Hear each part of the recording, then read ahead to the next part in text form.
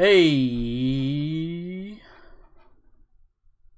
And even Hello everyone, welcome to the Flatpack Show. Sorry to cut your conversation off there. Welcome to the Flatpack Show.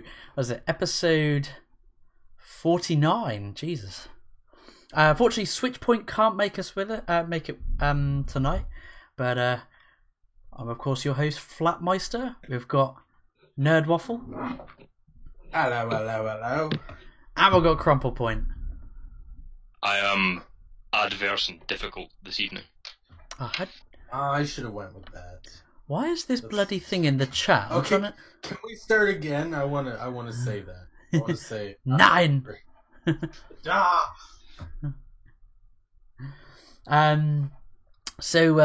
Jay straight away. He's here from the start. I don't know why there's this bloody box thing. How do you get rid of this in the chat? Saying, would you like to know more? But just to point out, Flatmeister wants to get rid of the box. Jay was asking. He was saying he saw the Aquaman film last night. Yeah, I'm doing good, bud. It looks really amazing, the Aquaman movie. We'll see. Yeah, I think it looks a little bit too Disney for my tastes. Like, it looks, I don't know, like, I on it, and then... I'm digging the orange suit. I don't give a fuck what anybody thinks. I am digging the orange suit. Oh, yeah, no, I agree. But, like, there was the trailer, the dialogue just seemed so on stilts. Did he feel, to anybody else, did he feel more like Gothic Aquaman in Justice League? Then again, like, they had Gothic Superman, and Batman's always just Gothic. Well, it's like they directed him in Justice League to be like the Aquaman for the cartoon, but younger. And then in this one, it's like, be Chris Hemsworth. That's how it felt, anyway. And then, I don't know, like, I'm excited for it, but I don't know if I'll be seeing it in the cinema. So I saw in the I don't think it was a trailer. I think it was like a TV spot, like a clip, and it was almost like a one shot take. It was all one take. I know they obviously used clever camera trickery to cut bits and pieces here. But it showed I think it was Black Mantis and his sort of crew, his mercenary crew, were chasing after Aquaman and is it his sister, the redhead, Mera? No, it's is his wife. Sorry, I don't. Maybe I don't know. Sorry, I don't know that. I don't those know. Atlanteans. No wonder they. Oh, that royal bloodline wouldn't maintain itself. Sorry, is it his wife? Isn't it? Yeah. Sorry, I don't know much about it. But anyway, off the I was saying. You don't know much about royal families either. Or maybe too much about royal family. Yeah, there was a really cool shot where like they were charging through these corridors of these apartments and just smashing through the wall, and then the camera was outside showing them running along the rooftops. It looked really, really cool. Like it was one long take, except there was some camera trickery here and there. But anyway, let's get on to the topic. The difficulty and adversity in games.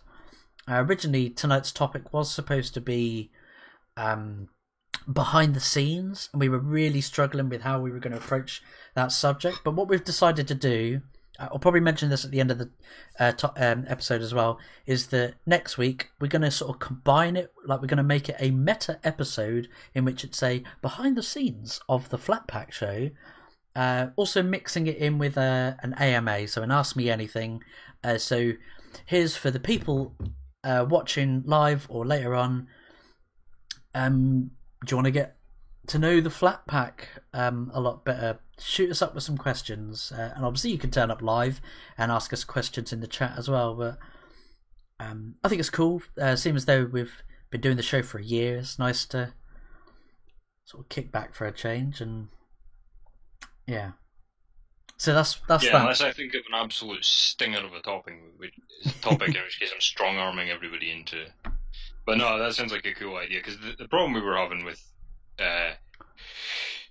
the behind the scenes thing is like we didn't want it to turn into just trivia reciting. And we talk a lot about behind the scenes stuff anyway, as a matter of course on the show. I mean, we're away to do that tonight, regardless. Because I mean, you know, we're going to talk about difficulty in gaming, but you know, we have to talk about game design and shit to do that. So we're going to be talking behind the scenes. You know, like it seems a weird thing to do a whole topic on.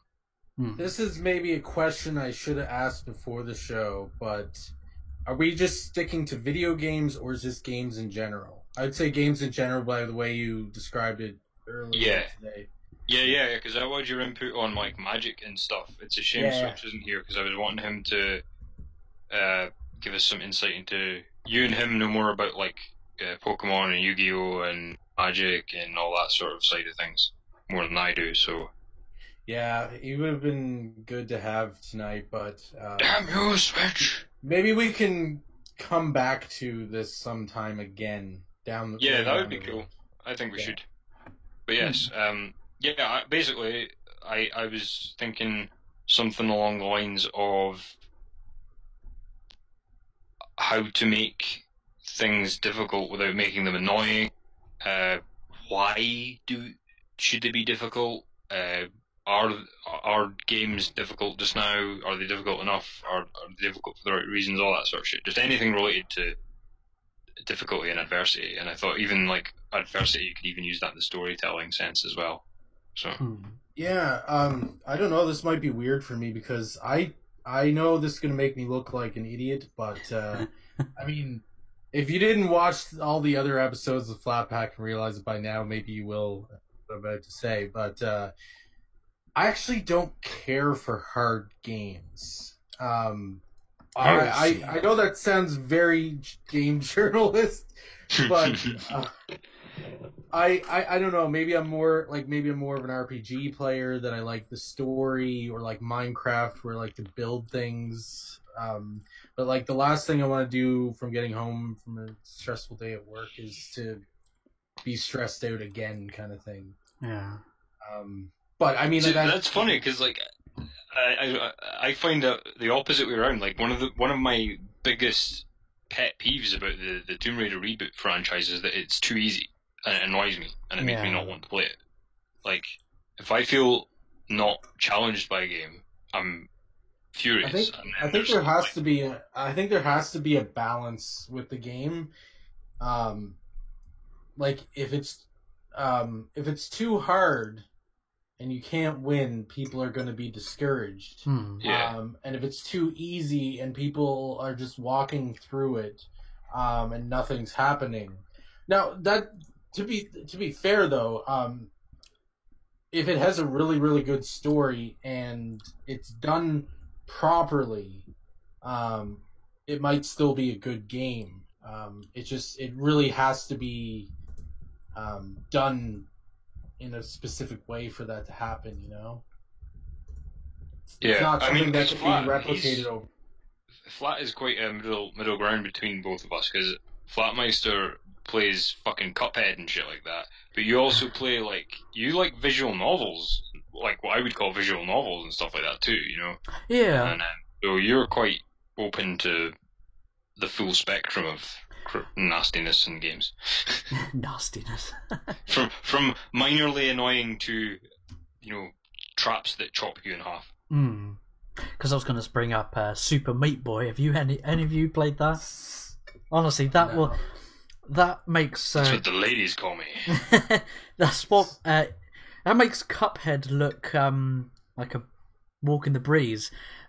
Super Meat Boy. It's like a indie game that was made, what was it, 2010, I think.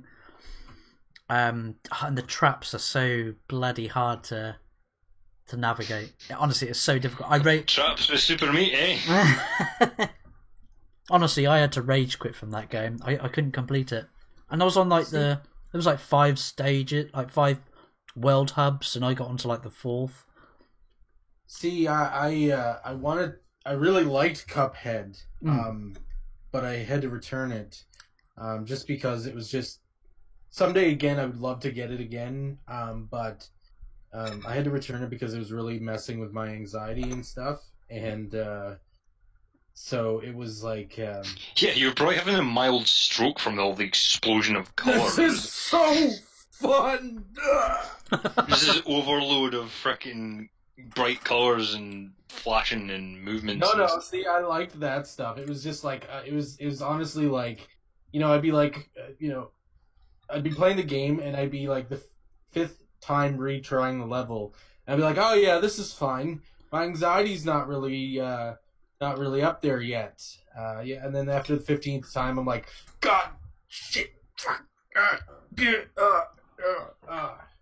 yeah. So I had to return it. I love the art style though. I love the idea of Cuphead. I love how it's like an old cartoon style game, and how they wanted to make it difficult because they wanted to make it like an old like Nintendo, Super Nintendo side scroller game from the past kind of thing. The music was great. That was another thing I was wanting to bring into the discussion, like not immediately, just like I want it to be included in the discussion, is the fact that if you look at old arcade games, they are so difficult, but in a kind of different gambling kind of way. Was it the gambling's a really good way to put it, actually, because it is. Well, I guess if you're in a literal arcade, you are like using it like a slot machine. But like even if you've got it on like Super Mario on the SNES or whatever, it does have that quality to it where it's the same thing, but it just gets faster. Like, did you guys ever play Berserk? No. It was like this Pac-Man looking game, and you played as I think it was a little dude with a sword. I hope I've got the game name right. And it's just like he's just made of colored pixels. There's no textures or anything. And it's like you've got to get from one box in the room to the other without getting killed or something like that. And all that happens is the boxes get smaller and the things chasing you get quicker. That's it. Like, and they put more obstacles in the way. There's no, and I guess that's the fundamentals of game design. Really, is like, and then you can make that more complicated. But if you keep stuff like that in mind, you'll always make a difficult game. I mean, geez, whereas, do you remember? Sorry, go ahead. I was gonna say, geez, do you remember Snake on the Nokia phones? Oh yeah, I love that.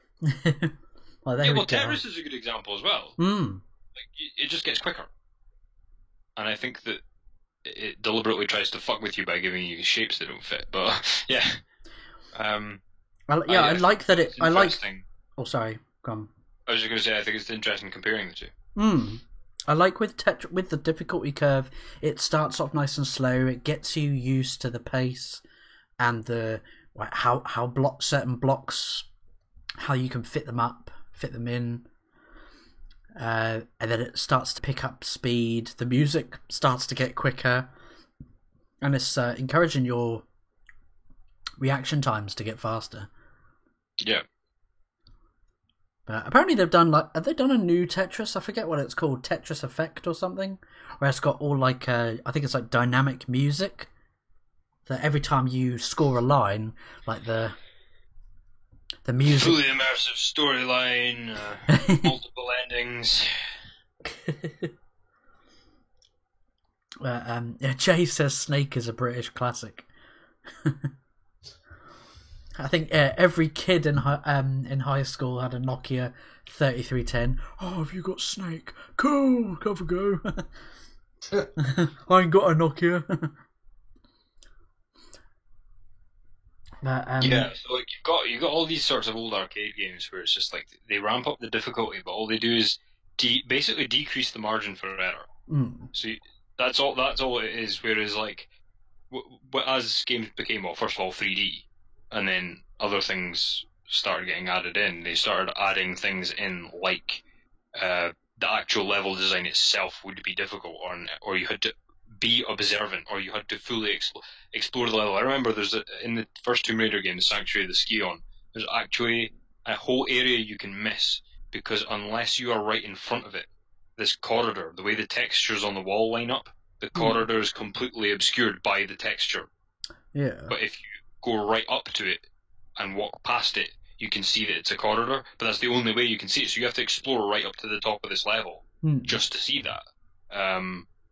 And that's your reward, and then there's loads of things in the way, but like, so the exploration becomes a factor. If you can't be bothered doing that, or you can't crack it, then you miss out on some game, you know? Yeah. I mean, Tomb Raider 2... Oh, gone. The cool thing about some of these is that, like, playing Playing some of these things was the reward in itself. You want to just be able to do it. I mean, Tomb Raider 2, do you remember the first level where right at the end with the zip line, and if you actually was it to the right of the cliff edge, and you had to sort of work your way down some really precarious ledges, like hidden ledges and stuff, and you eventually get to the bottom, and there's the two T-Rexes, and it's hiding the... Is it one of the dragon statues that you can find? Like, there's a gold, silver, and a jade dragon, isn't there? That you find on each level, and those secrets give you bonus weapon or ammo at the end of the level. I don't remember. Now we've discussed this before though, because we found out that I was misremembering Tomb Raider 2 and Tomb Raider 3 is kind of the same game, and I worked out why. I had Tomb Raider 1 and I owned that, but I only rented Tomb Raider 2 and 3. So I never remembered them as well as I did the first one. But the games rewarded you with exploration. And luckily with Tomb Raider 2 they gave you infinite saves, unlike Tomb Raider 1 and 3 where it was the save crystals. Oh dear. Well, that was another thing, right? I think they were too cruel with it, but the fixed checkpoints or save crystals were actually a factor in the difficulty. And that affected your decision making. Same with the original Resident Evil games with the ribbon, the ink ribbon for the typewriters to save. They were, as part of the survival horror element as well. Was you had those save ribbons would take up a space in your inventory. Obviously, you could put with every save room there'd be no enemies in a save room. The music would be nice and calming, so you'd go, "Oh, thank God, I've made it to an ink ribbon room." And there'd always be a chest box in that room, so you could store items. And this is the magic of Resident Evil: is whatever items you would put in the item box, it would somehow teleport those items to another item box. Halfway across Raccoon City. That was what always made me laugh. How it teleports your items from. But that's game logic for you. But again, I think the only Resident Evil from the original Resident Evils I completed was Resident Evil 3 Nemesis, that I managed to complete as a kid. Because when that came out 2000, so I was about 11 years old. Yeah, I was about 11 years old then. You old bastard. I know, I feel bloody old. See, I was about 11 years old. I remember going to the shop and buying that. There's like some puzzles where I actually wrote how to solve the puzzles down on a piece of paper and then stored that in the case. Holy shit! Who remembers that? Remember having to write your own maps and solutions and stuff? That was man. That was. I could never decided whether I missed that or I'm glad it's gone. Are you glad of the times of the internet and YouTube now for a solution? How'd you bloody do that? This is totally off topic, but you know what I hate is when you buy a game and you have a difficult time solving the game or the puzzle or something, or you just need help and you need something to point you in the right direction. So you buy a game guide, or you go on the internet to look for how to solve it or whatever. And someone's like, "Oh my God, I can't believe you're not solving that for yourself. Why do you need to you're getting a game guide? Wow, are you a moron or something?" And it's like, tell you what, pal. If you want to buy the game for me and pay the money for it and buy the system for me and whatnot, you can tell me how to enjoy it all you want, and I will listen to you. Well, who's the real idiot? The guy that can't solve the puzzle, or the guy that hates the people who can't solve the puzzle, so sets up a whole YouTube channel devoted to telling them how to solve the puzzle and leaves hours of his life behind? Yeah, exactly. Showing people how to solve the puzzle. I don't know who's really the idiot there. It's just funny because I've actually gotten criticized a few times for admitting that I look at game guides and things up on YouTube and. Do you know what? the internet. You know what makes me Well, laugh? some puzzles aren't worth completing. You know, like there's a puzzle in Dishonored, it's a great puzzle, by the way, but it's a riddle, and I fucking hate riddles. Oh, which one And, is this? Is this Dishonored This 1? door lock. No, it's Dishonored 2. There's this door lock, which this was fucking. I laughed my arse off for a good minute, 5 minutes of this. There's this door lock, and what you've got to do is you've got to get the names lined up, an item lined up, and color lined up or something like that. It's like it's like Cluedo. It's like, it's the Professor Yellow in the dining room with the candlestick kind of thing. You've got to get each detail correct before you can unlock the door. Yeah. So you don't need to do the puzzle to complete the level. It's optional. So what you can do is you can go and kill somebody for the solution and get it off them, or you can solve it. Or you could do what I did and just walk in, and I randomly just didn't spend any time on it because I wasn't going to do this for ages because I knew what the odds against this must have been in like the high millions. I think I turned each dial once and it unlocked the fucking door, and it's randomized because I tried this again. Like, this doesn't work every time. It's completely randomized, and this achievement pops up. I was like, I didn't do anything. I was just pissing about with the lock mechanism, and it just says, Eureka or whatever. Unlock the. I was like, well, you what? And then the sound effects start and the door opens. I was like, oh my god! I didn't even read the riddle. I didn't even I was just pissing about with the mechanism. So that was brilliant. But then I read the riddle to try and solve it, and it was just so needlessly difficult that I was like, if I wanted to go to the trouble of getting a pen and paper and sitting down and doing this, I could. But I don't want to, so I will just go and kill the dude for the code. Like, I'm not solving this. Yeah. Also, like, there's some games where, if you miss a trigger, you miss the opportunity to experience something in the game for the rest of the game, and it sometimes helps to look up, hey, how do I get this trigger to trigger? Because I know it's there, but it may happen early in the game, and the trigger may not happen till later in the game. Like, look at Final Fantasy VII. I don't know if anybody here has played that, but there's some cool things you can do, but you really have to start on things like at the beginning of the game to get them later in the game. Yeah. So it's like, I'm sure some people are brilliant and discover that themselves and stuff. I'm not so brilliant that I have the time to sit down and really go over every single option or anything like that, and try to unlock this kind of stuff. So that's why sometimes I look it up online. Dark Souls 3 is such an arsehole because there's this whole plot line. There's 4 endings you can get, and one of the endings you can only get by doing a thing that I did, but the game glitched and didn't give me the trigger that I was waiting for. So you speak to this dude, and what happens is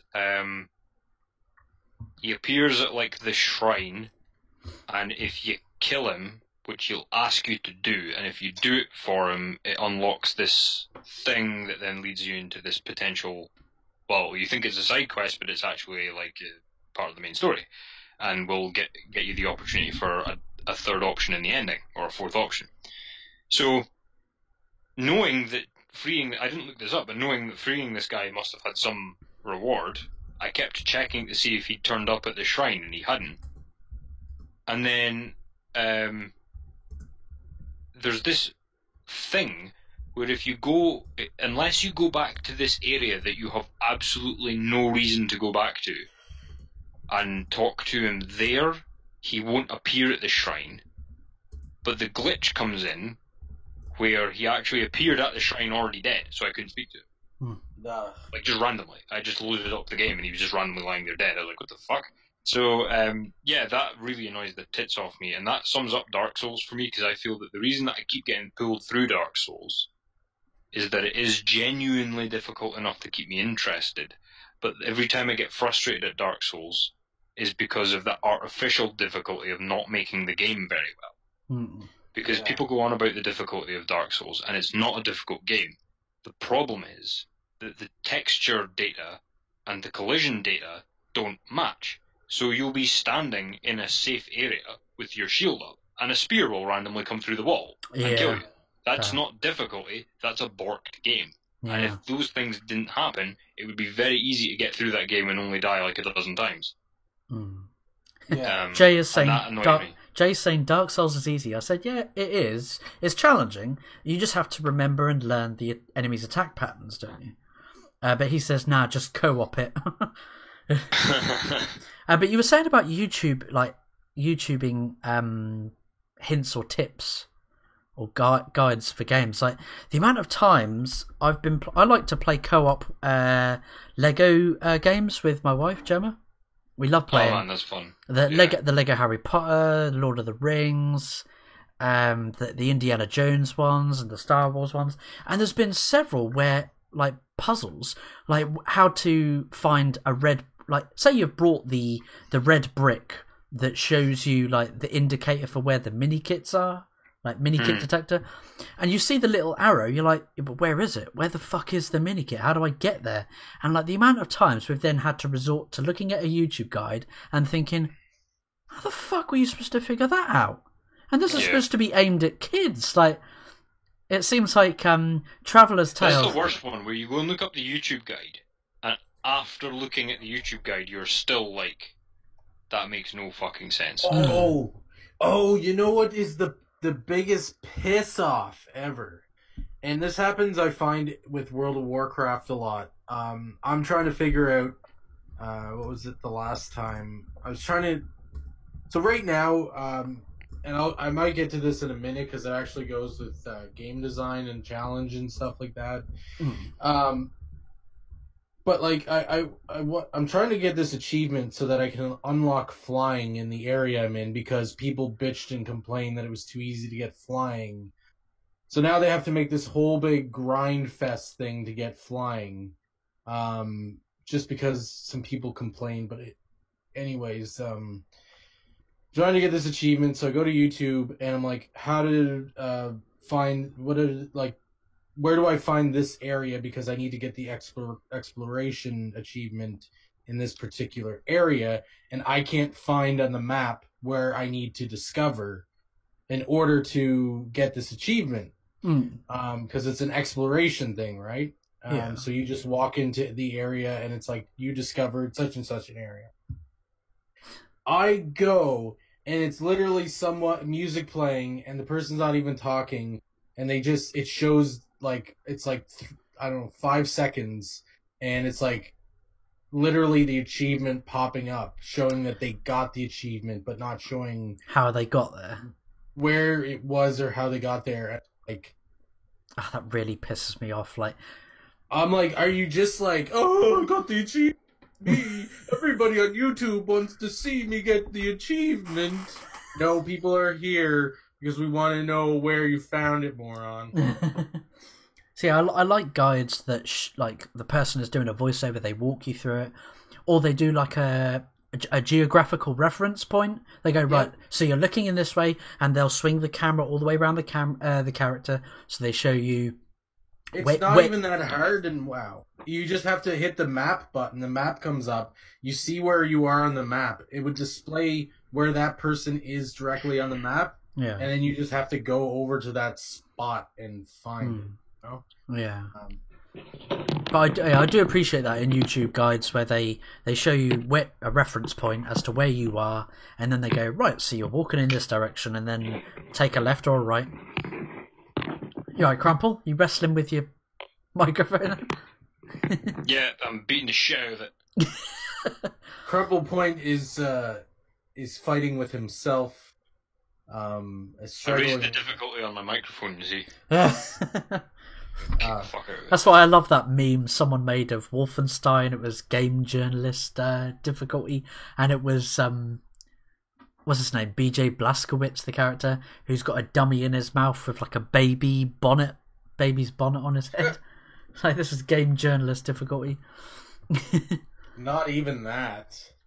So with so sort of getting back on the topic of difficulty and adversity, you know, when is it too difficult, or when is the challenge just right? Like, what is your sort of your point where you go, do you know what, fuck this, and you slam the controller down, you turn the TV and your PC off, and you're like, right, I'm going to bed, fuck this. I think the thing with me is I've got a pretty good like Geiger counter in me, in that I just don't get frustrated at games unless they're poorly made. So like if I die and it's my own fault, I don't stop. Yeah. If I die because the game's fucked with me, I do get genuinely very irritated, because it's like, I don't know, it's like you feel very put out by the fact that you saw what was going on screen, and you were manipulating it with the controller, Yeah. and all that sort of stuff, and you did everything you were supposed to do, and you did it right, and you lost because the game fucked up. That really annoys the shit out of me. But if I die because of my own stupidity, or because if on an online game, because the other person was just better than me, I might give it like a little fuck you in the way you would like in a bit of friendly sport. Yeah. But I don't get angry, and I certainly like sometimes I even laugh. Like there was Titanfall is hilarious for like.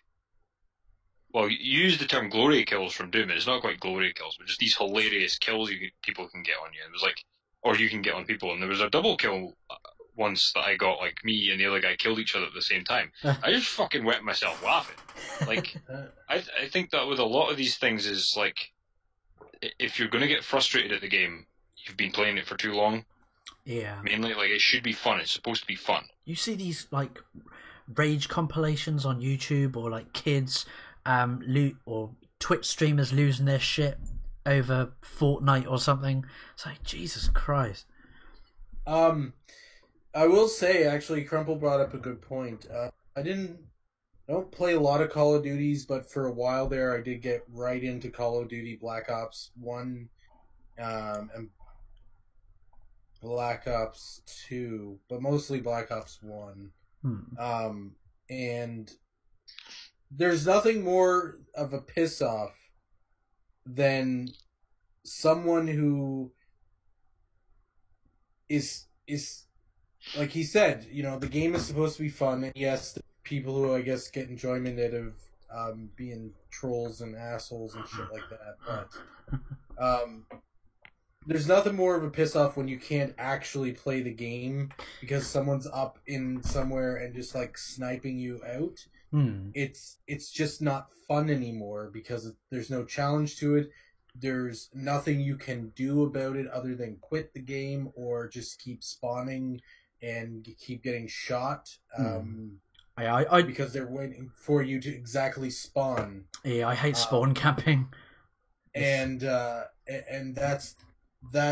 is what is a difficulty thing that doesn't make a game fun anymore. Just makes it, because you're not even getting to play the game, you're just dying. Yeah, if I want, you might as well make and buy a game where you just keep you press start game and it's just like you died. Yeah. Yeah, that's another reason I don't like playing online games that don't show you what your signal is, because it's like I need to know if I fucked up or if the game fucked up when I die online. Yeah. Especially if it's a game of inches, like if it's like a headshot or something, like I need to know that I didn't move in time or something, because if I fucked up, then I can do something about it. But if the game fucked up and it was lag, that just makes me rage. And if I don't know which it was, then that also makes me rage. But with like offline games, difficulty really, like, so long as you've got a fighting chance, I can put up with it. Like, because what I mean is, you mentioned attack patterns, right? I hate boss levels because they require you to be basically, you've got this thing in front of you that will likely be indestructible until a very, very small window of time where you have to do one attack and you have to repeat that for 10 minutes or so because you take so little life off it. That drives me insane. I hate bullet sponge enemies. Whereas that happens if you've got a lot just hard now. enemies, that's better. Yeah. That happens a lot in WoW. Well, I don't know. They do switch it up, but sometimes you'll come across bosses that are just too powerful for you and stuff like that, and they're the biggest of the baddest, and you have to strike them at certain times and dodge what they throw at you. But then, like, your buddies also heal, like your non-playable character is healing you as well. So it's like, well, what's the point in doing this kind of thing? Because in all honesty, though, if that other person if that NPC wasn't helping you, you would have to do one of two things: either find a group of people, which good luck, and second of all, you just wouldn't be able to do it, or you'd just die from these overpowered. Well, was it with you guys I was talking to about Fallout 4, where there was this section of the game I was having real trouble with, not because it was difficult, but because you spawn in the middle of a room surrounded by enemies who are opening fire. So, like, the camera fades in as well when it loads. It doesn't just start; it fades in, and so you're dead by the time the cameras come up, pretty much. And so before, I had and to by go the time you've orientated yourself in. Yeah, so I had to go back and get power armor and do that. And if I hadn't had the save, then I would have been fucked. Like, I had to go back and get power armor just to survive entering the room, because it's not like a door; it was a loading thing and all that. So like that's not difficulty. That's artificial difficulty. I mean, I'll give you a perfect example of a really good boss battle done well. Is Mr. Freeze boss fight in Arkham City. Yeah, every boss fight in Arkham Origins as well is brilliant. Yeah, I mean that was it. You had to remember not patterns as such, but certain moves that the bosses would do, and using the moves and gadgets and weapons at your disposal. I mean, like, so take for instance Mr. Freeze, because the Arkham games are stealth games as well, and I love that. You could only do one stealth move, and then he would do like a counter attack to prevent you from doing that stealth move again. So if you did a standard sneaking up from behind, he would sort of detect you more often. Or if he would do a rail takedown from above or below, he would then ice up the railing so you couldn't hold on to the rails, as well as other sort of moves. And that was quite an intense boss fight. And I'm trying to remember in Arkham Origins, the Deathstroke one was awesome with his. Yeah, Deathstroke was amazing, and Bane was brilliant as well. Yeah, because that was a hand-to-hand boss fight that was just really, really fucking difficult. Like, it was. I think if he hit you 3 times, you were dead. Yeah. Because the thing with Arkham that they did, which is quite interesting, this is why Arkham Origins is great on the boss front. But the other Arkham games are shit on the boss front. Oh, the final Joker fight at Arkham Asylum was, ugh. Well, there's absolutely no difficulty in any of the Arkham boss fights except Arkham Origins. Like, you just have to turn up and they're done. Like, whereas what they do in the room, like if they drop you into a room full of 50 guys, like the likes of me, I'm not going to die. Like, I'm not bragging, I'm just not. It's just not going to happen, right? Yeah. But the challenge that they added was the free flow system, which meant you were looking at your score. So what you're doing is you're not worried about surviving the fight. You're worried about completing the fight as Batman, i.e. not getting hit once, not breaking your combo, and using every gadget at your disposal. Yeah. And that's where the difficulty... So, like, once you've mastered the game... Because they had this really cool thing of, like, making the difficulty curve, like, really satisfying. But there is a certain point at which it just becomes... like, you just won't lose. I liked how Origins gradually introduced a new enemy type. So you've got a martial artist where you've got to do a double counter.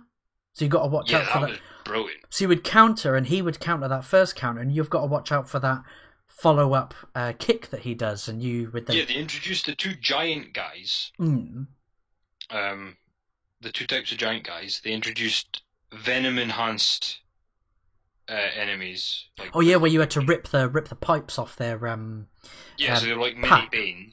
Yeah. And then you had the martial artists that had two different types of attack, which was the big crazy flying kick that you had to do a double counter, or they would chain attacks together. And they could also do both of those in the middle of another opponent doing an attack to you as well.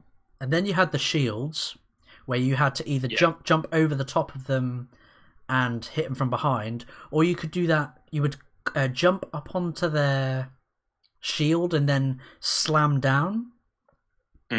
Or you could, or if you, There's a few ways to take them out. One of the other things you could do is if you use explosive gel, Yeah. that works. yeah, And if you use the grapple, you can yank them and then jump over the top of them, and then that kind of face plants them at the ground. So there's a few. That was another thing, is there's a few ways to take them out too. yeah, So they give you one way, but you can discover other ways. and the taser buttons as well. The thing with Batman, and the difficulty in that really comes from the variety. Like, if you want to just use the basic moves and, like, say, silent takedowns or whatever, like, just completely sloppily through the game, you'll power through that game in, like, a few hours. But if you actually want to, like, maintain the roleplay aspect in that, you can make it really difficult for yourself. Yeah. And then the other thing and this is why I brought up this topic, is I was wanting to discuss with you guys and get your thoughts on.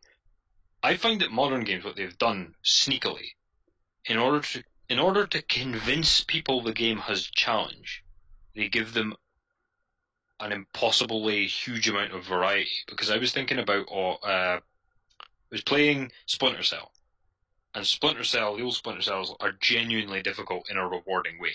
But the new, I was playing Dishonored, and to a lesser extent, but still a little bit, Mankind Divided.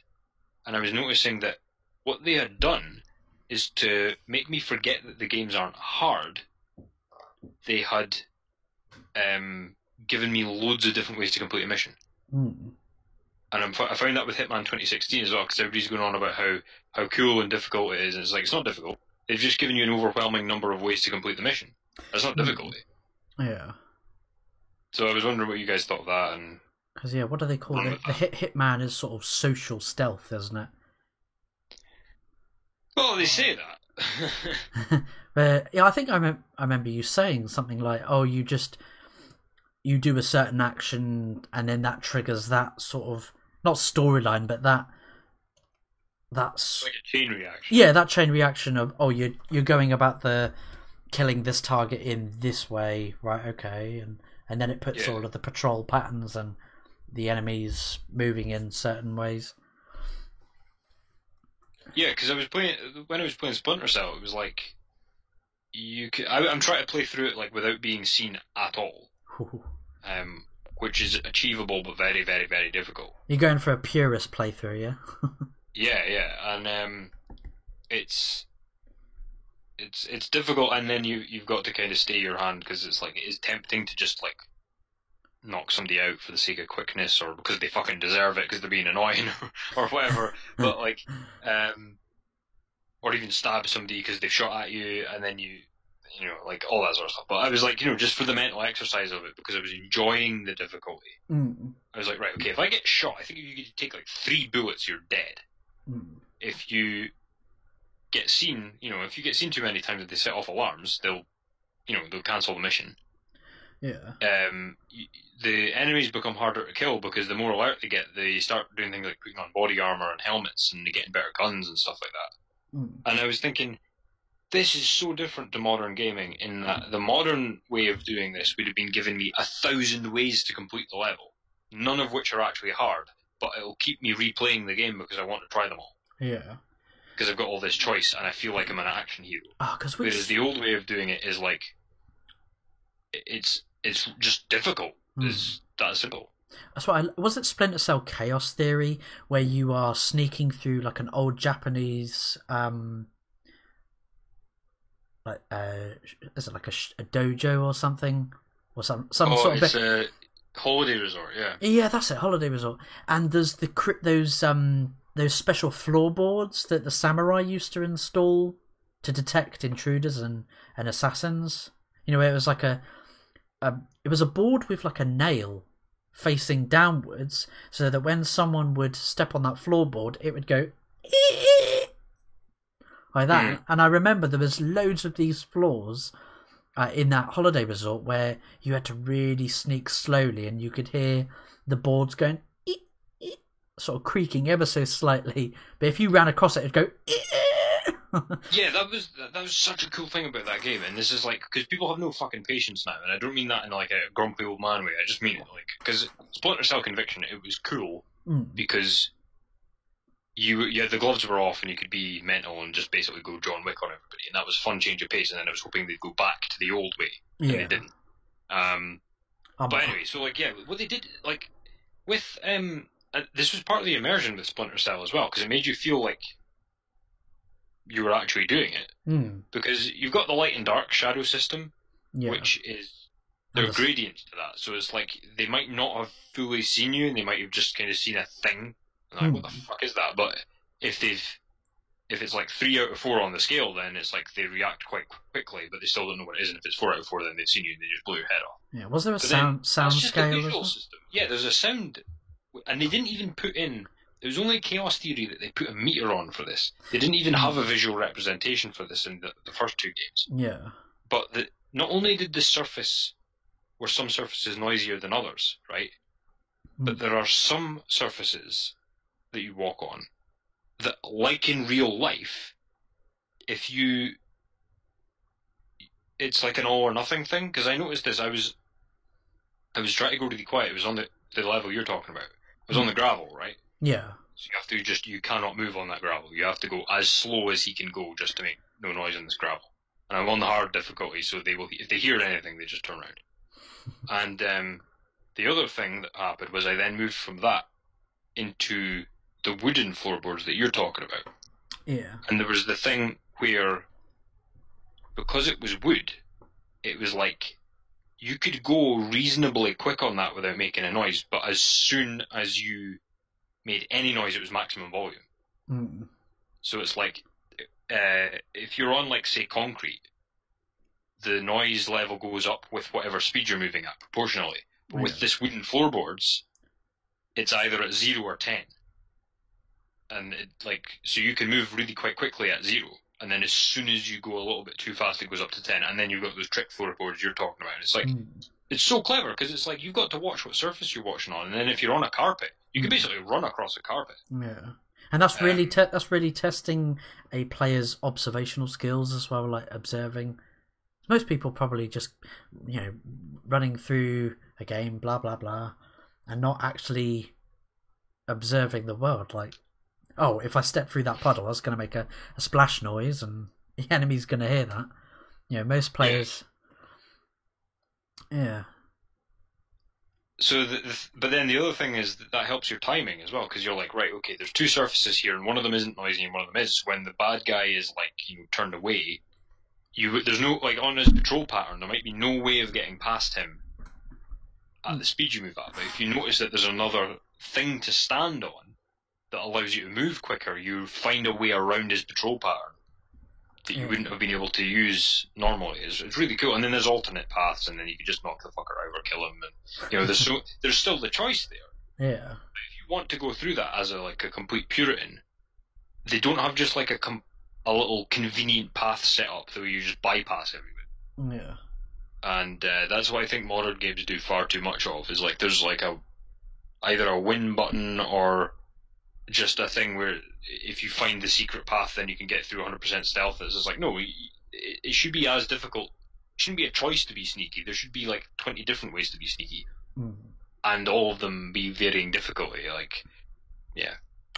I was going to ask you guys, so what is your opinion on checkpoints with regards to difficulty? Is too many, too little? I think you need checkpoints, especially if the game is difficult. It's probably a really big piss off to most people I know, even forgetting to save the game, and then it's just, I'm sure other people have been there too, where it's just like you put a lot of effort and energy into beating a boss or into beating a part of the game, and then all of a sudden power goes out, or you forgot to save and you die right after, or even you forget to save for a long period of time. I mean, of course that's on you, but still, then you're just kind of like, you die or the power goes out or something, and it's just like, yeah, I don't really want to do that again. I'm going to bed. Yeah. As you got to be careful that you don't oversaturate your game with checkpoints either. Otherwise, it feels like there's no tension. Because if you're Yeah. if you're literally passing through a corridor and going cha cha cha, yeah, checkpoints are constantly going off. It's going to feel pretty pretty Yeah, easy. but I don't really. I mean, again, I played probably different games than play, because I don't really play things like Splinter Cell or I think the original Splinter Cell still hold up to today, don't they? Crumple. Yeah, I do. I think that they're all good. Even so, like they look horrible. Graphics. It's not looks wise. It's just that's not my type of game. Just walk through almost feels like a game that you walk through a hallway, and that's the game. With a few different things added on, which is fine for some people. It's just not my cup of tea. I like RPGs and stuff like that. So checkpoints for RPGs and things like Minecraft and Pokemon and stuff like that are I don't know. I feel like they're pretty important to be able to save at any time. Yeah. So I think most RPGs have like an auto save function when you enter a new dungeon or something, especially with like big RPGs. Yeah, they do have sort of a, but I don't feel like they have a lot of autosaves. I like how Minecraft does it, where you can set the time limit. Oh yeah. Of autosave. So you could be like, you know what, I don't want this autosave every 2 minutes because it even comes up to a load screen when it autosaves. Or a save screen or whatever. Just a bar that sort of loads and then it's saved. Yeah. It doesn't take long. But but it's good to have too, just in case you forget to save. But they also give you the option to save at any point. So it's like, I want to go down there and explore down there, but there's a shit ton of lava and I might lose everything I got, so I better save, or I'm going to have to scour the earths for that diamond pickaxe, for diamonds to make another diamond pickaxe kind of thing. Yeah, I mean that's what I like about Dark Souls. With the bonfires are nicely spaced out. Sometimes like there's like a really big distance between some of them. And then when you eventually get to them, you get that big sigh of relief, and it offers that reprieve. And also it's like a beacon of your progress and your victory. It's like, yeah, look how I've gotten this far now. I'm this much closer to getting my ass whooped again by some new enemies. My thing with checkpoints and saves is it really, and it sounds a bit like a cop-out, but it depends on the game. Because see, like on platformers, for instance, I think you really need to have your well, we mentioned Tomb Raider save crystals. Like, you really need to have your checkpoints spaced out quite a bit, I think. Yeah. Because it's like, if you're going to fall and die, but you can just save spam each ledge, then, like, yeah, okay, who's to stop you from doing that? And you don't need, nobody's making you save, but if, you know, it takes away the difficulty and the threat, right? Whereas with the aforementioned Splinter Cell, they had a really cool system where you get a checkpoint save when you enter a new area, and then you get your manual save from the memory card. But because it's an old PS2 memory card that I've got, you can only save one slot at a time, and you have to overwrite it. So the thing is that I was doing is, you need the save, because the guards' patrol patterns, particularly if you try to stay undetected, are so patience-based, like you're really waiting on them and moving at the right time, that if you miss it, or the game fucks up, or something like that, you have to be able to save once you've completed that little section, or you wouldn't pick it up again. But the other thing is, what you can accidentally do is, if you save at the wrong point, either by accident or through your own stupidity, you need the checkpoint save so that you can get yourself out of that corner that you've worked yourself into. Now, the thing with other games is sometimes I think they use the thing of having really far apart checkpoints just to feign difficulty. So it's not actually difficult, it's just the fact that you've now gone, 3 whole sections and 2 bosses without being able to save, and you're shitting yourself about losing all your loot or whatever. That's not really difficulty. Like, that's, in my opinion, like if it's still difficult when you can save whenever you like, then it's difficult, in my opinion. Hmm. Otherwise, it's just trying to like tack on difficulty. Like the difficulty should be in the design, you know. Yeah. Because what's that? I'm playing Hitman Absolution at the moment. I'm playing it on because there's 3 different difficulties for professional difficulty. I think I'm playing it on. Yeah, what are there, like 7 difficulty settings in that game? I think there's the normal, there's easy, normal, and then there's professional, which has something, then expert, and then purist. And I'm playing that first one. I don't know whether that's expert or not, or might be the one below expert. And even that, like the checkpoints are really far and few between. Although some of the areas, if you can sneak it right, you can get not get spotted at all, like the Terminus level. That's a good point. And just bring. I know that people might disagree with this, but I think that a game should have as many options of difficulties as possible. And I think that that's a good mechanic of it too.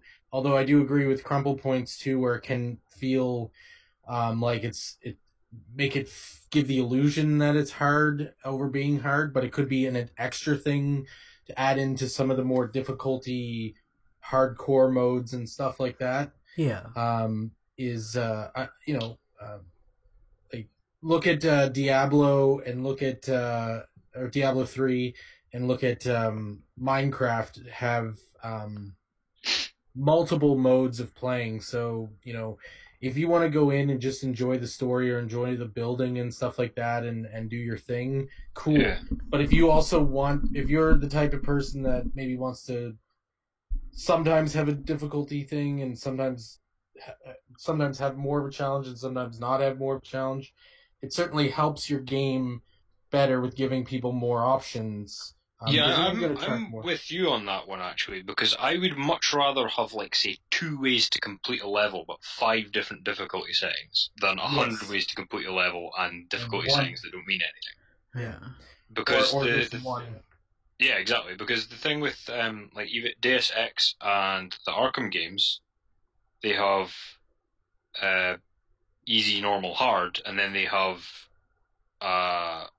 permadeath setting. So you die, that's you've lost the game, you're back at the start. That's what Minecraft and Diablo 3 does that as well. They call them. Yeah, I thought that was a fantastic. Like, well, it was a cool idea. Like, I didn't. And Arkham Origins, that was so hard to do that. Honestly, man, I had the time of not the time of my life. That's exaggerating a bit, but I had such a fucking good time on for real, on Christmas Eve. I am the night mode where if you die, you are fucking dead. And that's in one night completing the game. It's freaking great. But the thing with Deus Ex, that was pretty cool as well. Like, I didn't feel that bothered by it. But see, the thing with you've got Dishonored 2, and then I remember with Gears of War. Now with Gears of War, they really pissed me off because all they did was. It was entirely damage based, from what I could tell. So enemy reaction times are quicker, but I have really quick reaction times when it comes to games, so that isn't an issue for me. That's why I'm quite good on multiplayers. But the thing is that with the damage, it was like one shot will kill you, and it takes literally more than an entire magazine to kill one enemy. In insane mode on Gears of War, it's ridiculous, and so it's no fun. Whereas on Dishonored, they had this thing where on the, we'll call it the 4th difficulty setting, I don't know what they call it, that it was to do with your detection as well as what damage you took, and then your opponents would try different attacks on you. So, they might not just blindly swing in with a sword, they might be more likely to have a gun or something.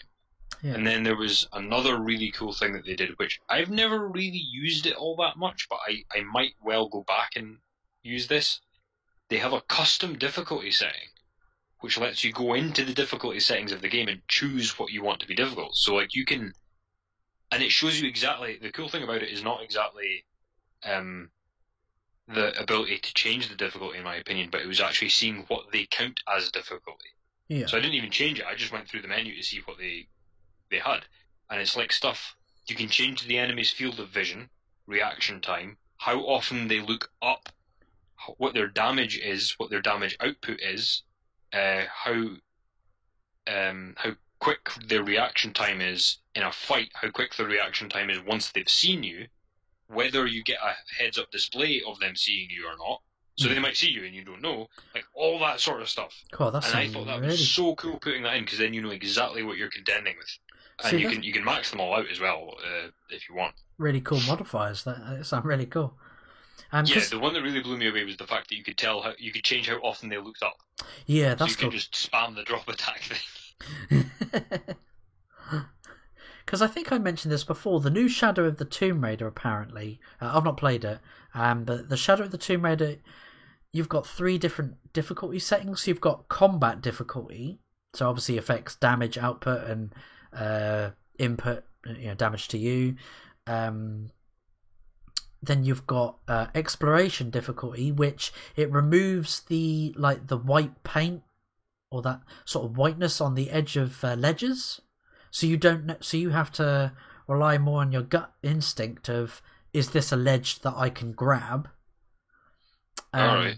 As well as sort of all of like the what are they called, when you unlock the pickaxe swing with a rope. Yeah. You throw your pickaxe and you can swing off of. By the way, branches. not to interrupt you too much, but that's the most stupid fucking ability. Like, they took away that little grapple gun thing that she had because that was too far fetched, and replaced it with an ice axe that she can hurl into sheer rock with one hand while in the air. And that's supposed to be while in mid jump, yeah. Yeah. Like, what does she weigh? Like 11 stone tops? Yeah. Anyway, sorry, continue.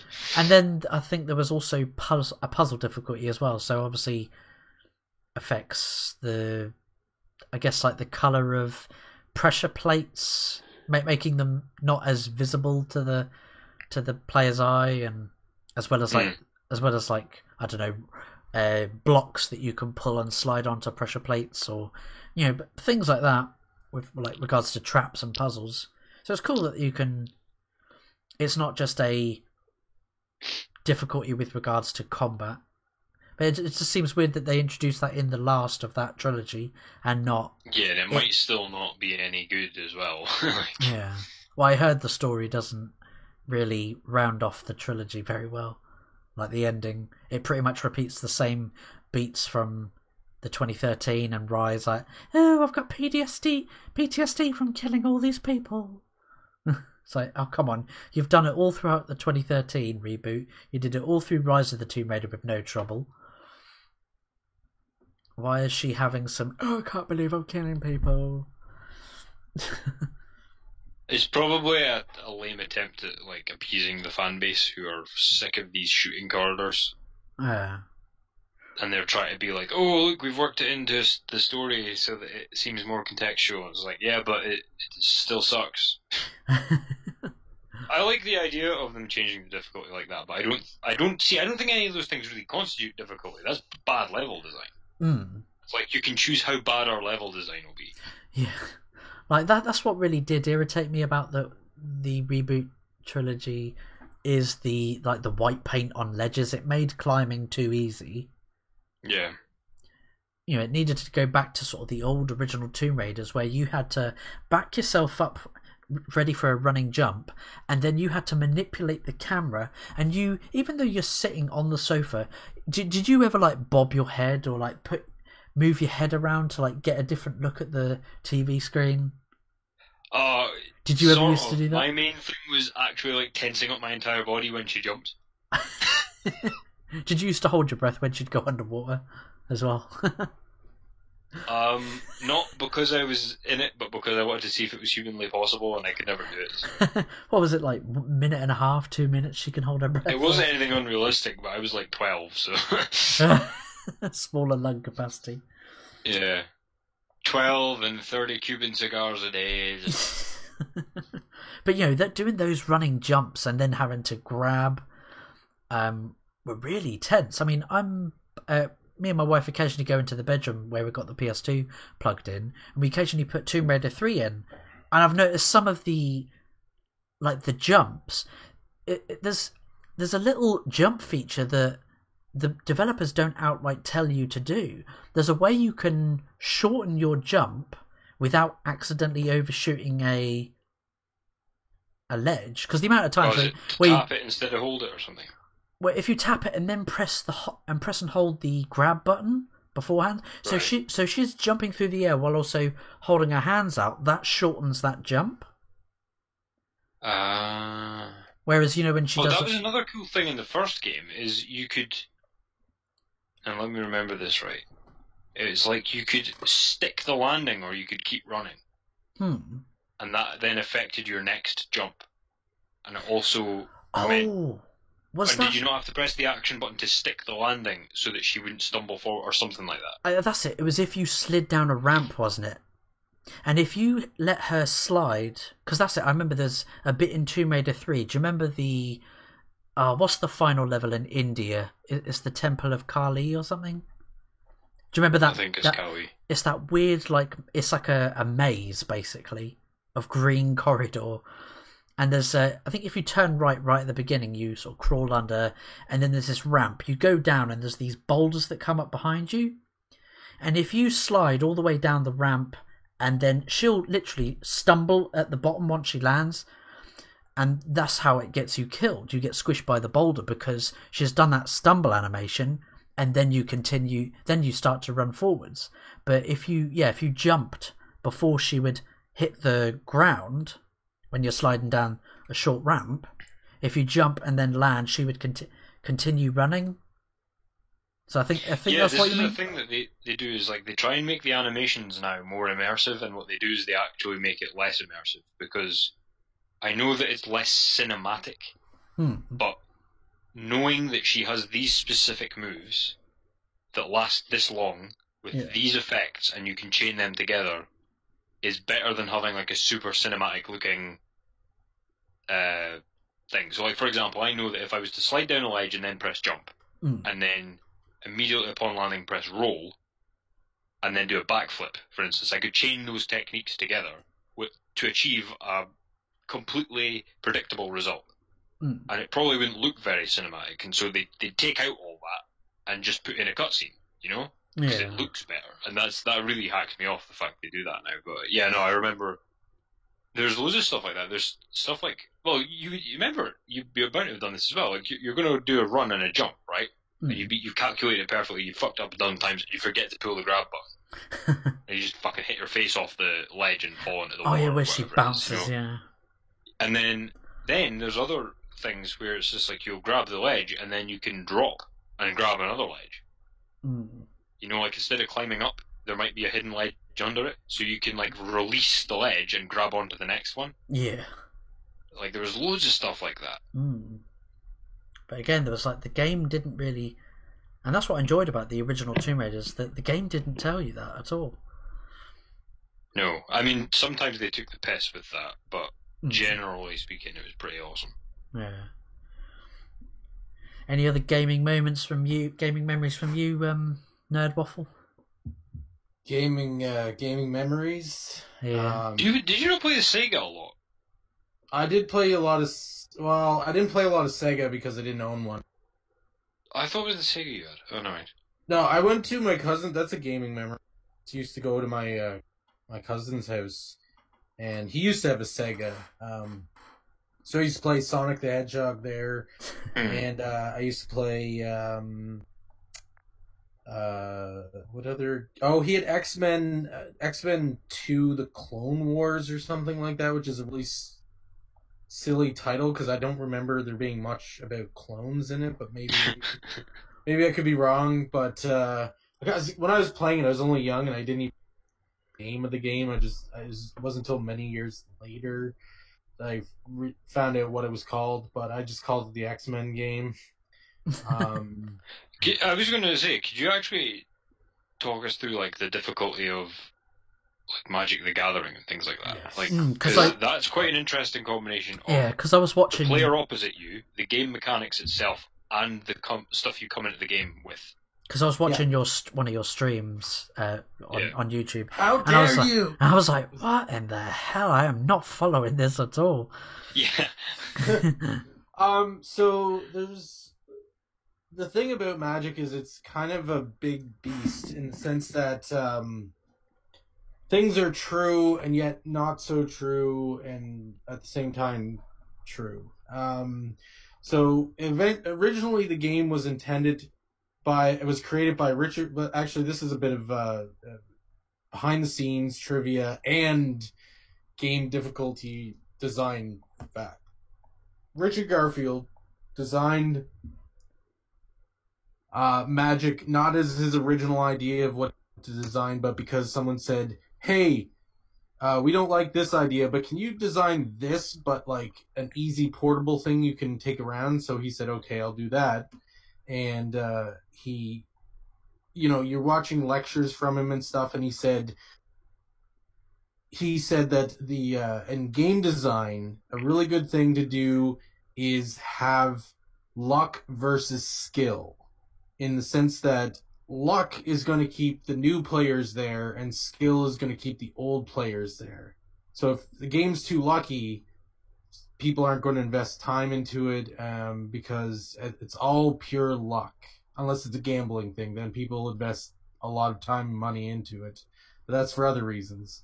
And the other thing is skill. If you have a game solely based on skill, it's not going to attract new players because all the people with really awesome skill are just going to beat the fuck out of them, and they're going to be like, okay, well, I don't want to, I can't get past this wall kind of thing, So he in one of his lectures, he actually pitched rando chess, which was, you play a game of chess, and then whoever wins the game of chess, but doesn't win the full game. They have to roll a dice, and whoever wins the dice roll wins the whole thing. So that was to start out with. Magic was created as sort of an answer to luck versus skill, and over time, because it's a collectible card, game, and it's a game, and it, like when you look at baseball cards and how much they're worth, and they're not even a game, they're just a collectible item, and you look at something else that's just a game, but you don't really collect it, and you put them together, you get something that costs money that's gonna be valuable, because these cards that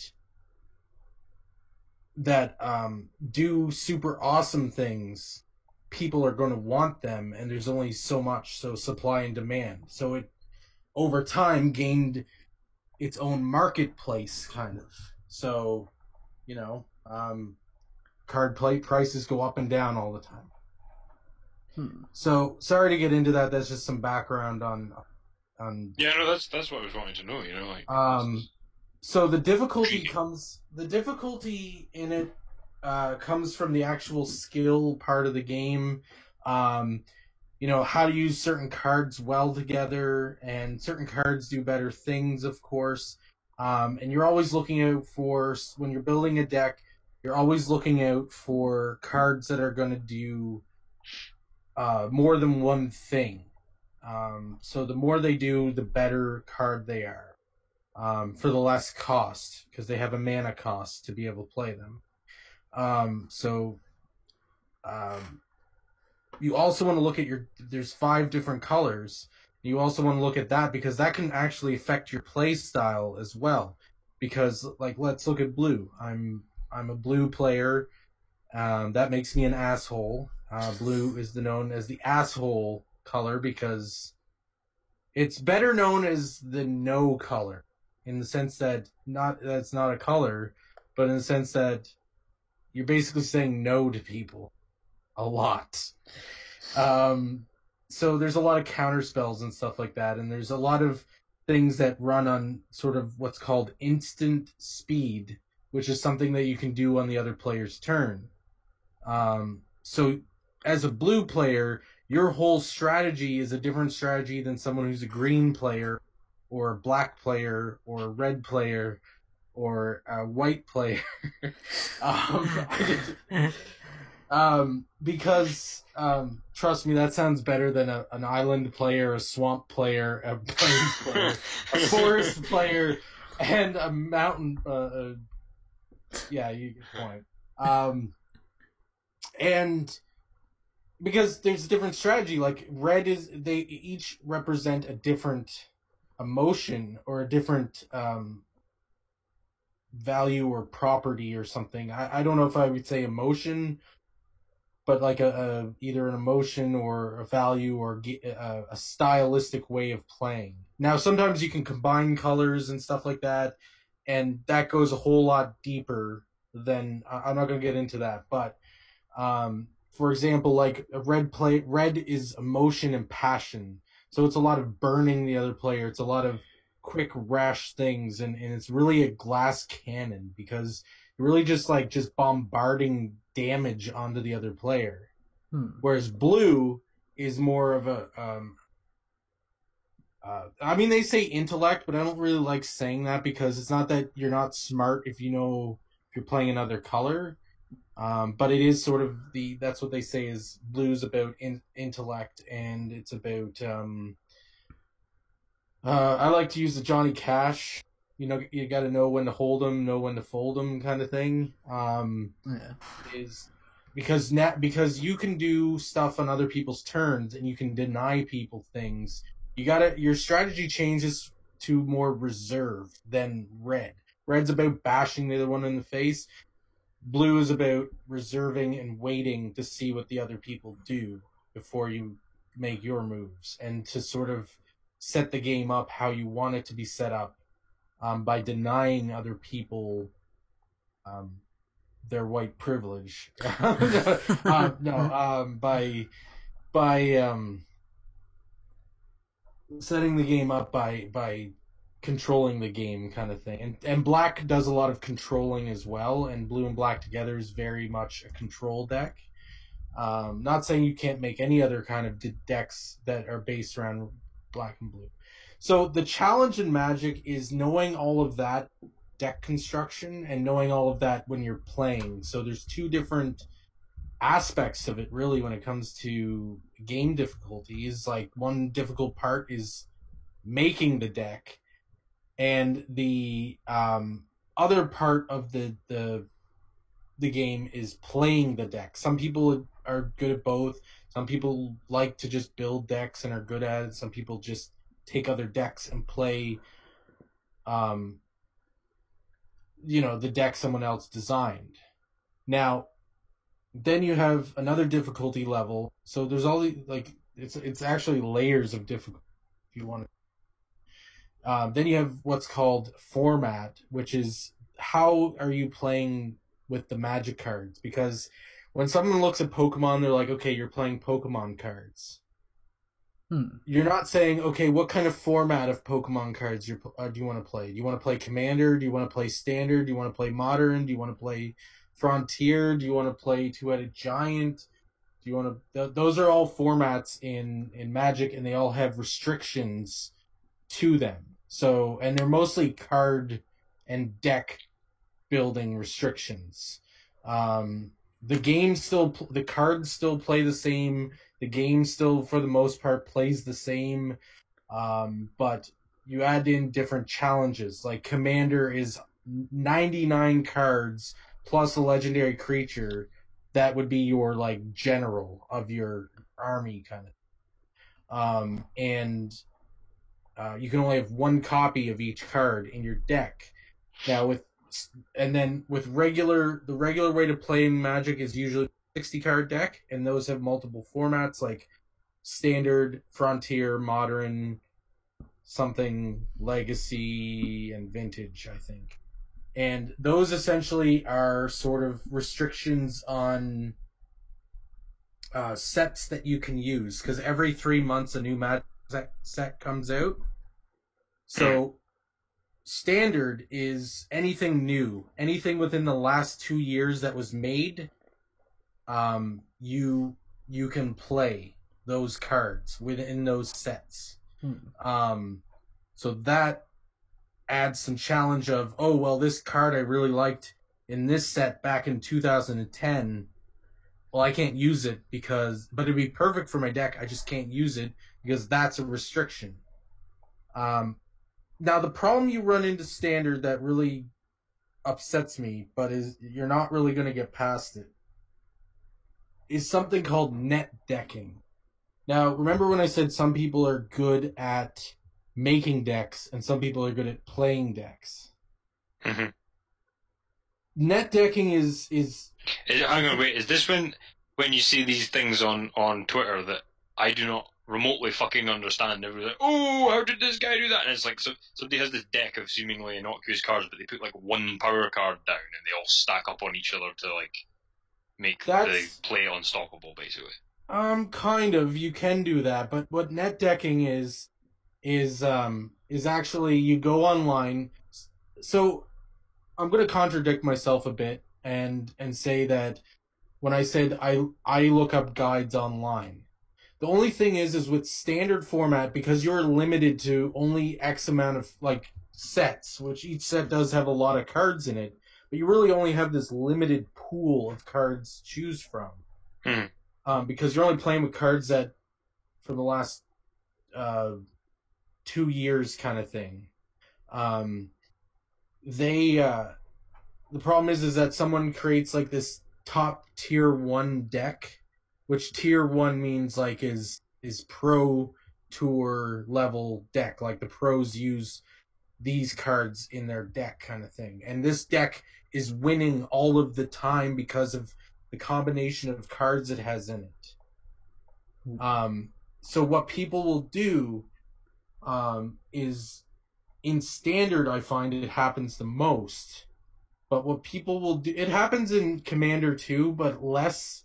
And usually, because you can draw from any cards, from any sets, from any years, you get a lot bigger pool. So it's harder to run into the same deck. Now, I play on Magic Arena, which is a free-to-play program, but they only work with Standard. So they're only the last couple of years where the cards that are on. So you get a lot of net decking on there, and it's like, this may not make sense to you or Flat Crumple, but yes, I was barely following you, but you're now getting too technical for the likes of myself. So no, keep going. I'm interested. So there's a creature in Magic that's called like, and it might, I think it's even a like actual mythological creature. They're called mirror, and they're so humanoid, like mermaids with legs, but like their top part, the swamp monster from like that's. Hey Nerdwolf, they look like your microphone was pop. I don't know if it was your connection. Then it was like you were going robotic and stuttering for a second. Then. Oh shit! Sorry. No, you're right. Not now. It's cleared up now. That's why I was. Okay. Just didn't want to miss anything you were saying. Yeah. So basically, right now the biggest deck that I run into is like Merfolk, and it's like right now a best out of 1 tier 1 deck. That means like there's a best out of 3, which means that you'll win if you play 3 matches. You'll win 2 of those. Whereas 1 out of 1 is like you're guaranteed to win most of the time. And it's tier 1, so it's just this deck that's going to beat all the rest. So people go and they specifically make this deck, and then you run in you randomly on Magic Arena, and then all of a sudden it's like, oh, another Merfolk deck. I've played this 20 times in a row. I've played this same deck, and I know I'm not going to win. Because it's just this bonkers deck that is legal, of course. It wouldn't be allowed to be put together if it wasn't a legal deck. But it's just bonkers, and everybody and their cat and everybody in their went online, checked out what's built that best deck right now, or one of the best decks right now, and just steamrolls everything, and it almost feels like, okay, maybe we shouldn't be able to make our own decks because everybody's playing the same deck anyways. Why don't we all just play the same deck and that's the game, you know? Where's the element of being able to create multiple decks and multiple styles of playing when this deck is almost guaranteed to win 80% of the time, 90% of the time? Yeah, that kind of makes it a bit elitist, doesn't it? Like, it stops being a case of, well, like you said, because you've got the luck versus skill versus finances, but I would lump that in with luck, so then it becomes much more luck heavy. Because, like, I'm not saying it's lucky to have money, but you know what I mean? Like, well, it is freedom. To be honest, they should have a thing like maybe 50%, because a lot of it's digital, so they should make it like 50% of your deck's randomized or something. Well, here's the thing: is that it's not so bad on Arena because you don't spend a dime to play Arena. At least right now. I mean, you can still use real money to buy in-game packs, and those packs are random. But there is also an element of every so many packs you buy, you get to unlock a wild card, and you can use that wild card to get any card. Well, if it's a rare wild card, you can get it, you can unlock it, kind of thing, right? Whereas in real life, though, it does work differently, and it is more pay to win, because once everybody realizes that this deck is the top deck, specific this deck win, cards, because of supply and demand, in a single value, like if you were to buy them like a single card out of a booster pack. But if you didn't want to buy a single, saving money, you would buy booster packs and hope that one of the cards that are randomized in that booster needs. So let's select from Wizards of the Coast, because people are like a gambling thing where it's like, I'm not saying it is gambling 100%, but it gives you the same kind of, you don't know what you're getting, and you could be getting then you can sell that money card for real money. And see, the thing with that is exactly the kind of stuff that pisses people off in online games, in gaming. Like, so you've got I can buy a superior weapon that no default weapon can match in some games. I don't play games like that, so I can't name any. But like, I've heard of it happening, and people complain about it a lot. Like, and it's kind of like that pisses people off so much in normal gaming. I'm really surprised that it doesn't piss people off in Magic. It does. Richard Garfield's was that, yes, there would be cards that would be more expensive over, sort of like he thought of it as like stamp collecting kind of thing, where like some of the best cards that are older and stuff, $20 cards kind of thing. But that's not how it is today. Yeah, there are some cards that are $10, $20, but there are also cards that are worth like thousands of dollars, hundreds of dollars. Standard cards, this card does well, and they all want it, so they all run out, and supply and demand again. Can go up to $60 on the thing, and the shitty thing is this is why I don't like Standard, is that $60 card, because it's all supply and demand in a different kind of market and its own sort of free market and stuff. That card could be worthless once the set rotates out of Standard, once it goes into Frontier and out of the 2-year sort of zone. Then that card could, because that card the way that card is played now has changed. So that card that you spent $60 a pop on, say you need say you need 4 in your deck. That's 120 times 2, $240 for 4 cards.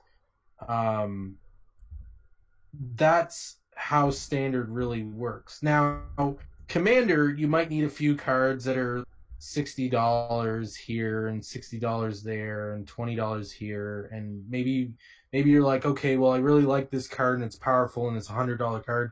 The difference is that those cards are not going to rotate out of that format.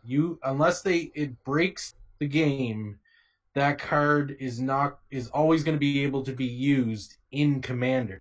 But Standard's different. Standard, in 2 years, that card is going to be completely useless for that format. So you've just spent, I don't know, hundreds of thousands of dollars on your tier 1 deck just so you can win. Rather than people make their own decks and these really creative decks and stuff that really, I don't like Merfolk are fine, but they don't really catch me. I'm a blue, red, black player. But if they don't have like a tier 1 deck for those colors, then it's like I gotta conform and pick this deck that everybody else is picking, or I won't win, or I'll have less of a chance of winning. So that's sorry for the long rant, but that's really the complexity of the challenge of Magic is that it is luck and skill. Yeah. But it's also that net decking and money value thing to it that really pisses people off.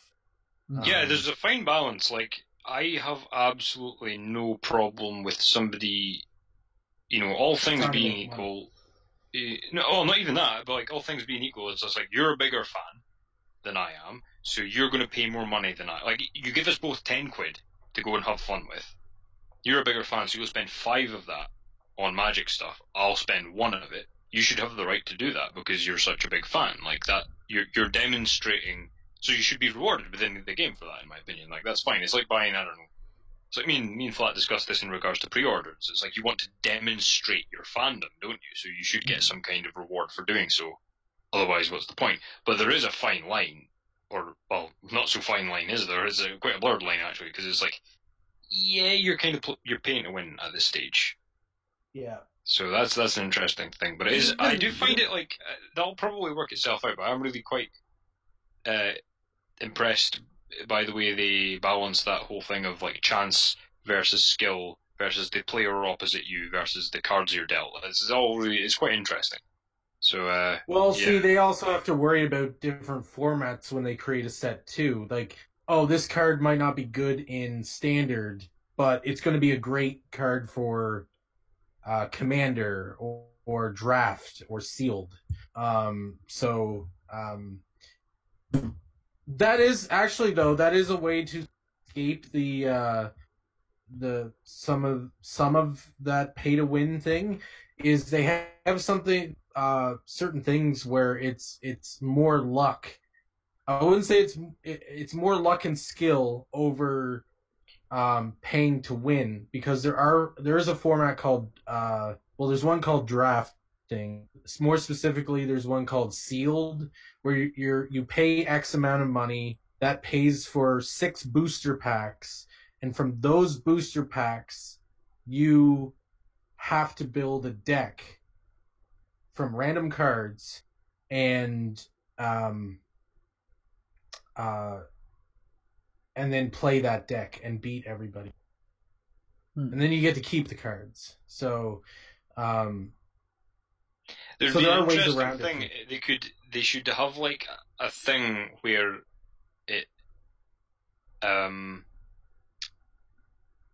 it calculates the net worth of your deck and then pits you against somebody of similar monetary worth.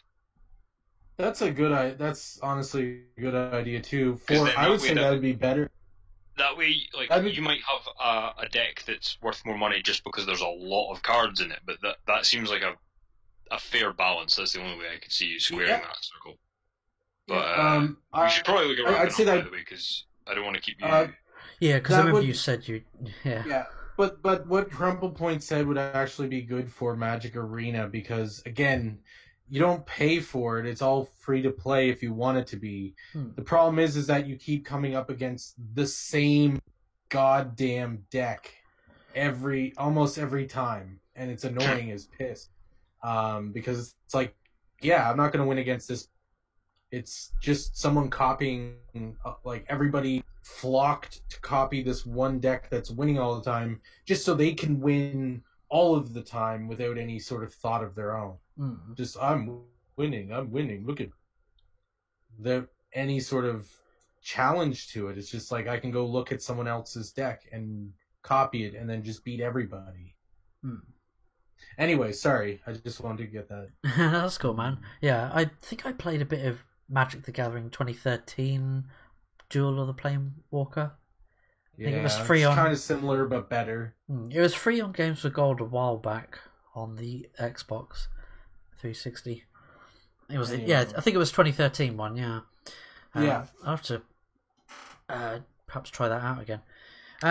So with final words, should we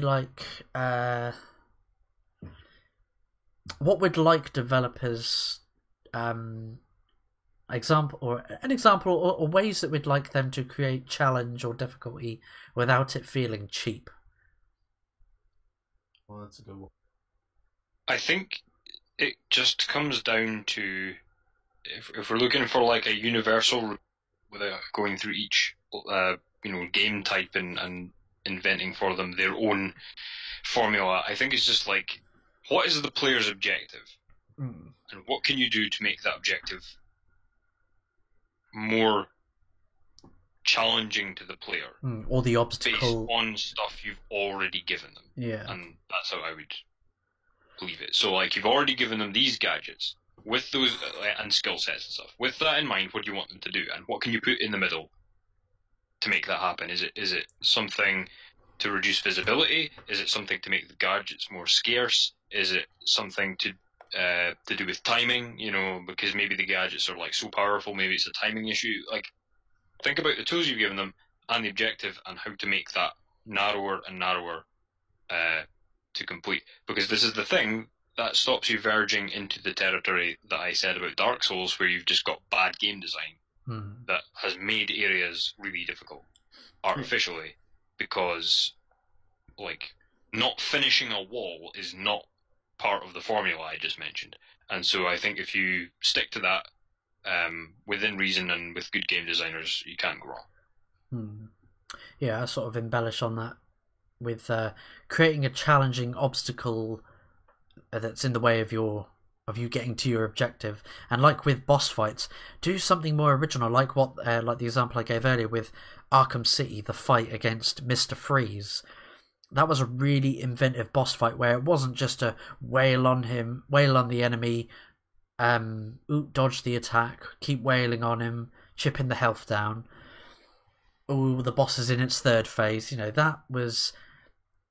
was a boss fight that involved stealth mechanics, that you could fight that stealthily, and that you had to constantly adapt and change up your tactic, because Mr. Freeze would adapt with your tactics as well.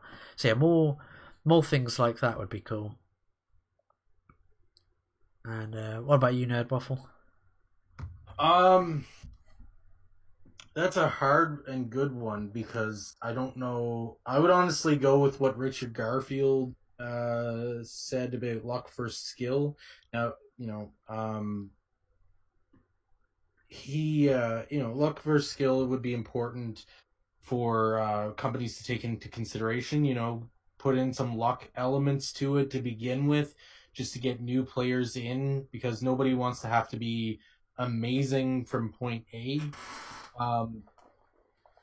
And then add some skill into it and really challenge your players. But and this is actually coming from my time as a dungeon master in Dungeons and Dragons, is that you want to try to kill your players without killing your players.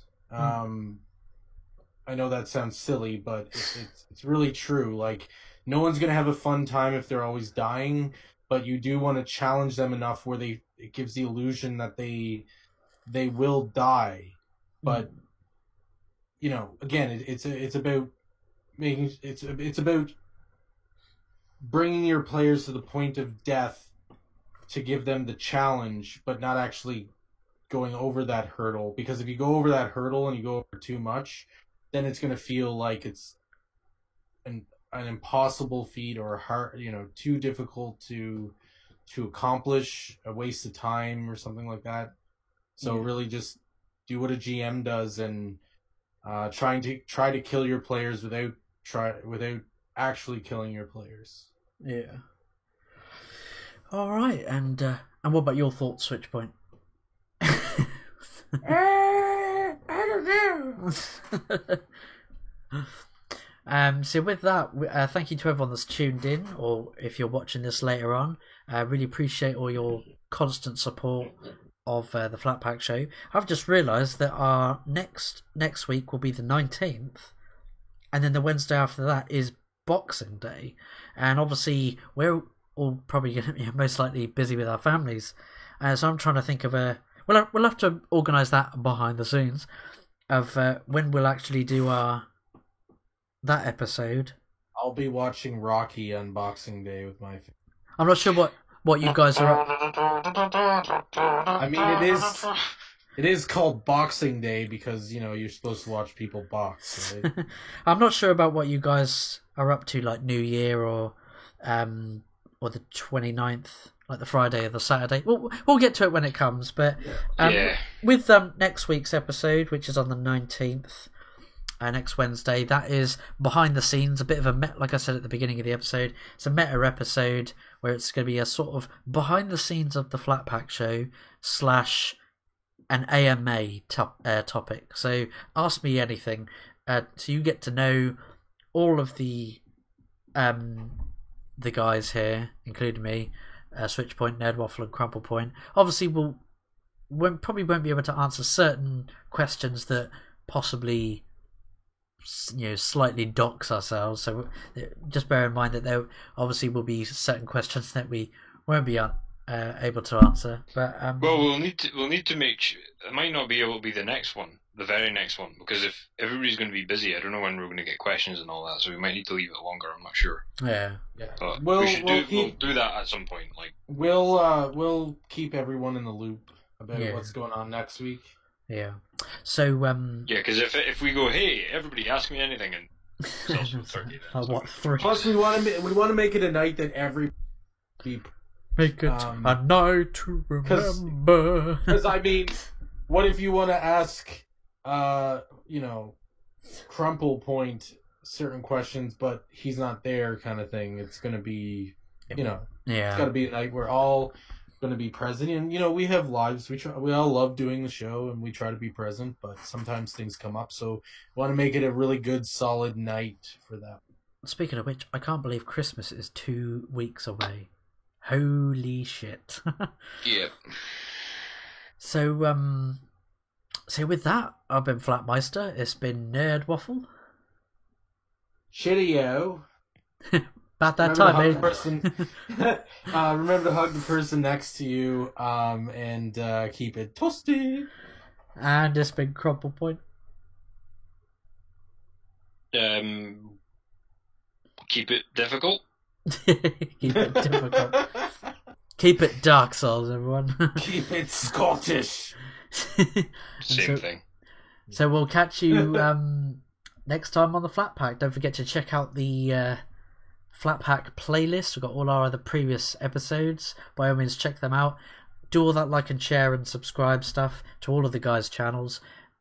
Also helps us immensely if you share around the Flat Pack videos. It really helps us a lot. So with that, we'll catch you in the next video, the next topic. See you later, everyone. Bye.